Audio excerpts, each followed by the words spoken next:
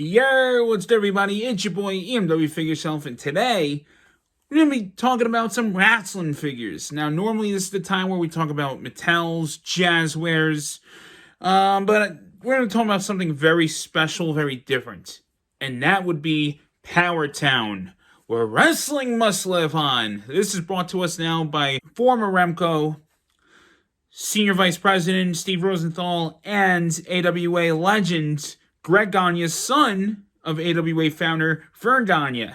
Now, this is a dedicated Legends line, it looks like, and I'm all excited for this. We had, earlier this week, we had digital renderings shown, and they look beautiful. Presumably, they are a 6-7 inch scale to match all your other wrestling figures. We haven't gotten a confirmation, not that I saw, on that yet, but I'm very much excited for this line.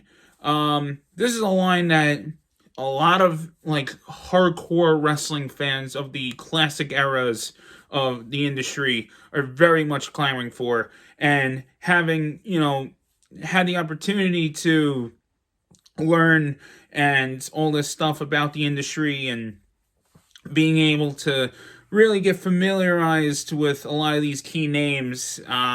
It's very exciting to eventually own a figure of these people.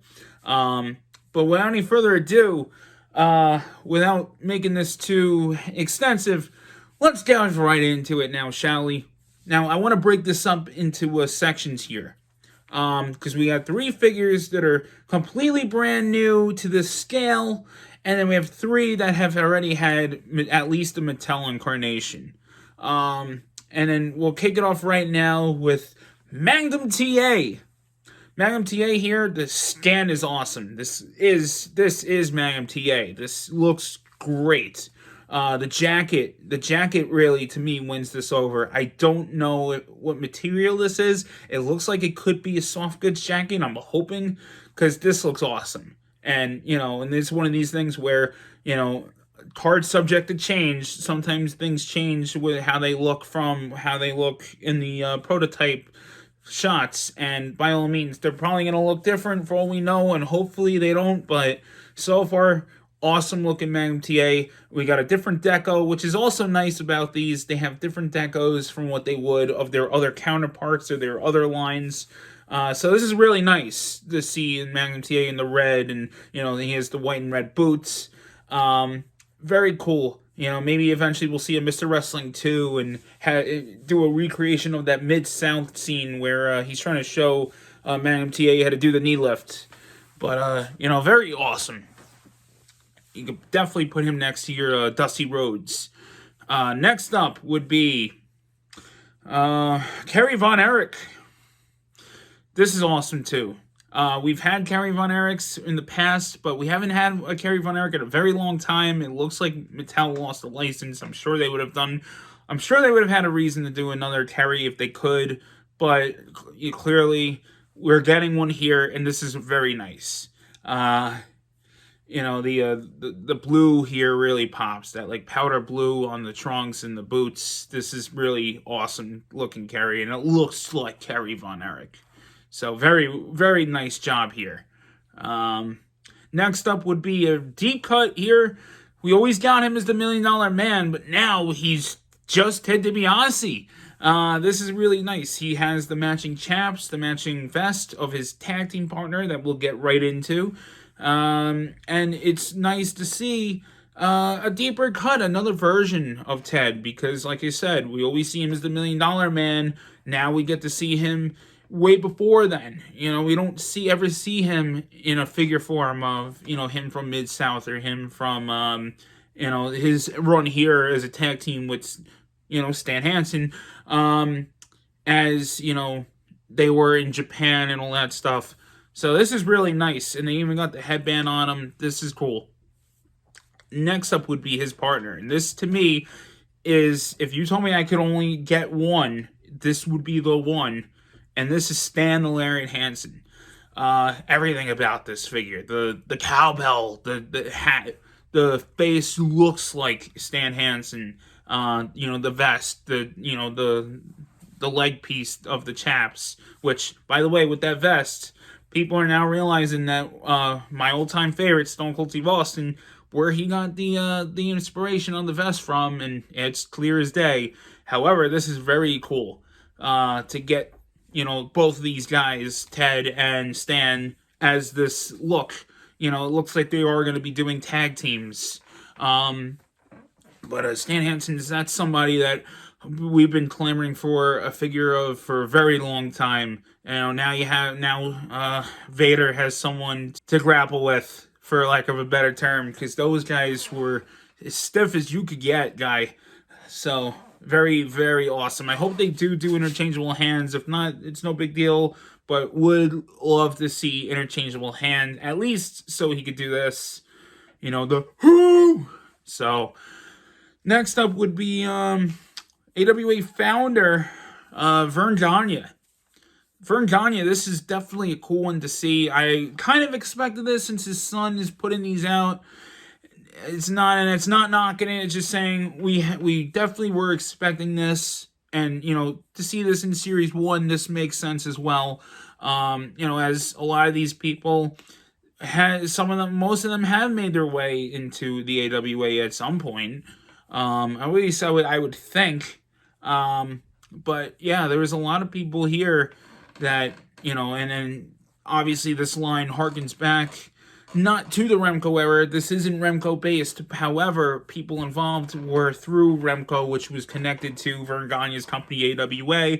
It's only fair, it's only fitting, and it's nice to have him, and he looks great. So this is only fitting that we're going to get Verne Gagne in this as well. And last but certainly not least, I actually get a little goosebumps thinking this, Thesz. This guy, and we're in 2022 right now, this guy got his start in 1932. 90 years ago, Thesz broke into professional wrestling, and a combined total of, I believe, 10 years, he was NWA World's Champion. He lost the belt here and there, but through combined reigns, he was a champ of 10 years. I believe, and this was the same case with Bruno with the WWF belt. So, Thesz, this is fantastic. Fantastic to see Thesz here. I don't know if we're going to get championship belts. I honestly would say I would doubt it for now. That would be very cool as well if we're able to get some belts, but it would be nice to see him with the early NWA version of the championship.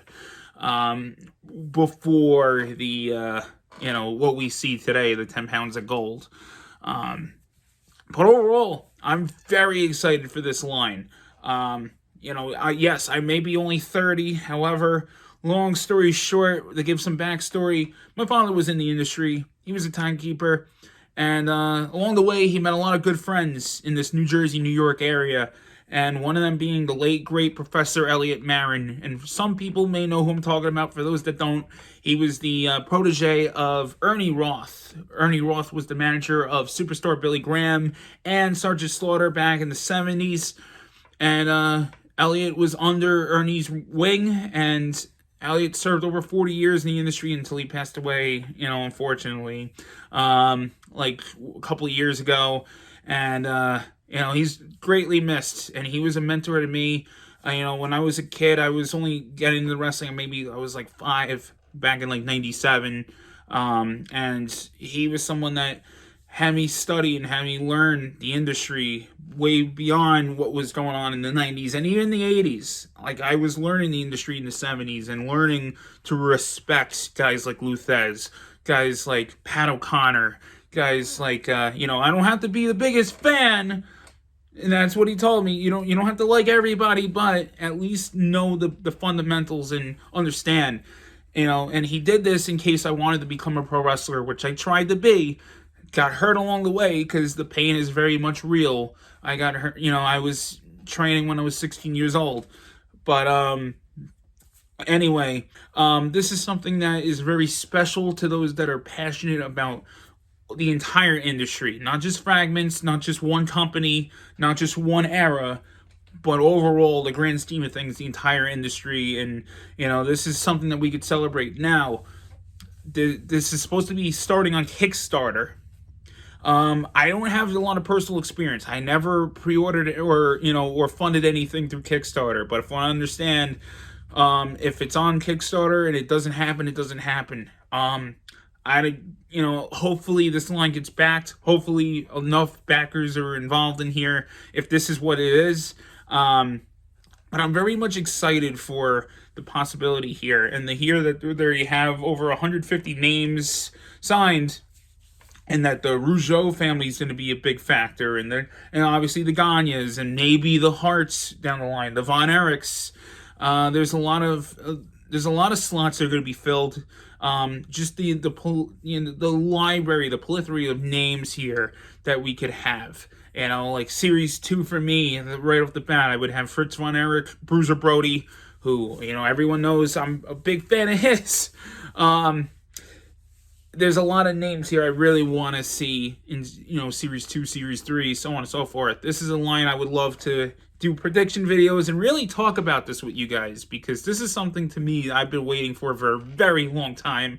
I love the Classic Superstars line and what that was. I love the Legends line, what we got from Mattel. I love the possibility of the Luminaries line through Jazzwares, but there's a lot of names I want to see more of. I even want to see, with all the respect to Jax, this is not knocking them, what they did, but I want to see a wrong get righted. And by that, I mean Rock and Roll Express, another set I really want to see fixed, because for all that remember that 2-pack,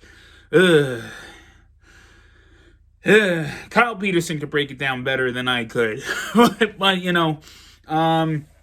anyway, there's a lot of possibility here. I'm very much so going to get at least half this line. I mean, there's some of these characters, like I said, I do have already. But we're going to see how this looks. They're supposed to come out maybe later this year.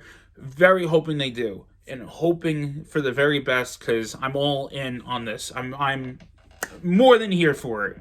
So, let me know what you guys think about that. And before I wrap this video up, there's another figure that we want to discuss. That, from Chella Toys. The 7-inch scale of their uncensored collection that they're supposed to be coming out with. Sabu. We saw prototype shots at him, and woof, the detail on the stars, the face, the headdress that comes down here. It's not just the single mold going in the back, what it was for Mattel figures and Jax figures and things like that. It actually looks good, the headpiece for Sabu, and he even has an interchangeable hand due to the pointer. I'm very much looking forward to this, and this is an instant grab, without a doubt. They also have a lot of Hasbros available. I've seen a lot of commercials on NWA Power for Nick Aldis, and he has a lot of other figures, guys like Giant Haystacks and Big Daddy from the UK. Hayabusa was made. All Ego Ethan Page, who's now in AEW. There's a lot of nice library here for the Hasbro figures that Chella Toys are making. They're also coming out with a Bone Crunchers line, which is very near and dear to my heart. Unfortunately, I don't have the space for other collections, nor do I have the funds for all these lines right now. But at the same time, it's very cool that there's a lot of options here for those that want to collect. Hey, by all means, there's more than enough here to grab from all these different companies. The 7-inch scale for Dynamite Kid. But yeah, he's available now for pre-order. You could grab him, I believe, still. And then Sabu eventually is going to be coming up, and that's an instant grab for me. So what do you all think? Are you going to grab everybody of the Powertown? Or are you going to grab somebody out of that line? Do you hope for the best out of that? Because I know I do. Same thing with the Chella Toys. It's nice that we're getting a lot of figures that are not being made by other promotions. It is what it is. And it's understood that not everybody could be made, but the more the merrier. That's all I could say. So let me know what y'all think, and I'll catch you all on the next one. Peace.